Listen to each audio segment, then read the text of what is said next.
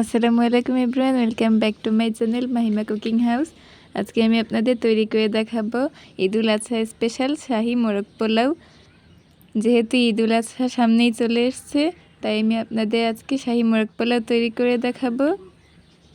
অনেক মজাদার, অনেক লোভনীয়, ইন্টারেস্টিং একটা রেসিপি। আর আপনারা এটা একবার বাসায় তৈরি করে দেখবেন ঈদুল আজহা উপলক্ষে। সো চলুন আমি এখন রেসিপিটি শুরু করি। প্রথমে আমি একটি পাতিলে তেল 1 কাপ, পেঁয়াজ কুচি 1 কাপ দিয়ে একটু নেড়ে চেড়ে নিচ্ছি। এবার আমি এলাচ, দারচিনি, লবঙ্গ কয়েক টুকরো দিয়ে পেঁয়াজটাকে একটু লাল লাল করে ভেজে নেব। এই তো আমার হয়ে গেছে। এবার আমি শাহি মোরগ পোলাওয়ের জন্য মাংসগুলো দিয়ে দিচ্ছি। এগুলোকে এবার আমি একটু হালকা করে ভেজে নেব।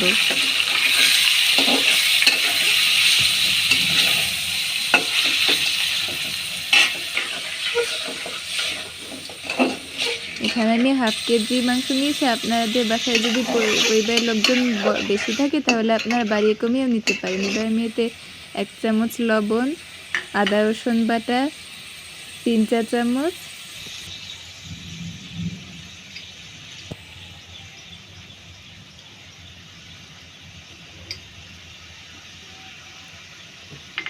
বাদাম বাটা 1 চামচ, পোস্তদানা বাটা 1 চামচ এবং জয়ফল জয়ত্রী বাটা 1 চামচ, মরিচের গুঁড়া 1 চামচ দিয়ে ভালোভাবে নেড়ে চেড়ে নিচ্ছি। এবার আমি এতে হাফ কাপ টক দই দিয়ে নিয়েছি। ভালোভাবে এটাকে কষিয়ে সামান্য পরিমাণে একটু পানি দিয়ে এটাকে ঢেকে কিছুক্ষণ রান্না করে নিব।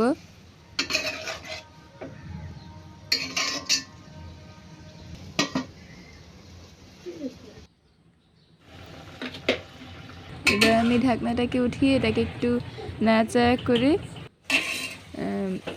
এই মাংসগুলোকে এখান থেকে তুলে নিব।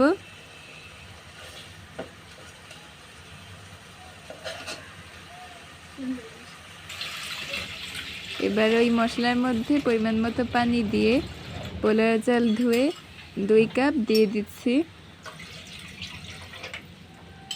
এবার আমি এতে টক দুধে 1 কাপ দুধে জাফরান মিশিয়ে দিয়ে দিয়েছি।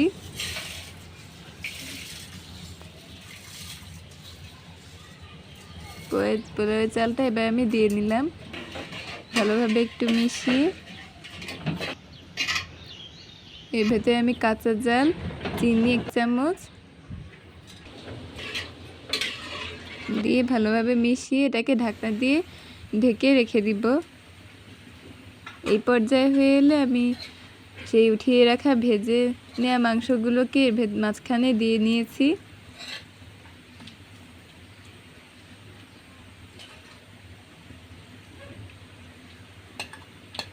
এর উপরে আমি এখন গ্রেট করে রাখা মাওয়া আর পেঁয়াজ বেরেস্তা দিয়ে দিচ্ছি।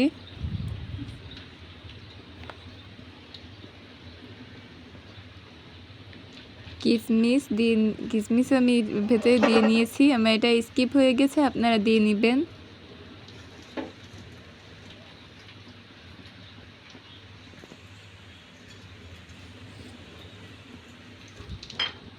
এর উপরে পোলাওগুলোকে দিয়ে ঢাকা দিয়ে ঢেকে রেখে দিব দমে কিছুক্ষণের জন্য।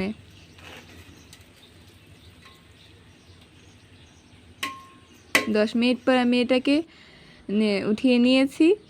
এবার আমি পরিবেশন করে নিলাম। সো দেখুন এটা কত সুন্দর আর লোভনীয় দেখতে লাগছে। আপনারা একবার প্লিজ বাসায় তৈরি করে দেখবেন। এবং এটা ঈদুল আজহা উপলক্ষে আমি আপনাদের এই শাহি মোরগ পোলাওটা তৈরি করে দেখিয়েছি। ভালো লাগলে অবশ্যই কমেন্টের মাধ্যমে জানাবেন। আর চ্যানেলটাকে প্লিজ সাবস্ক্রাইব করে দেবেন এবং একটি লাইক করে দেবেন। আপনারা সবাই ভালো থাকবেন, সুস্থ থাকবেন। আসসালামু আলাইকুম।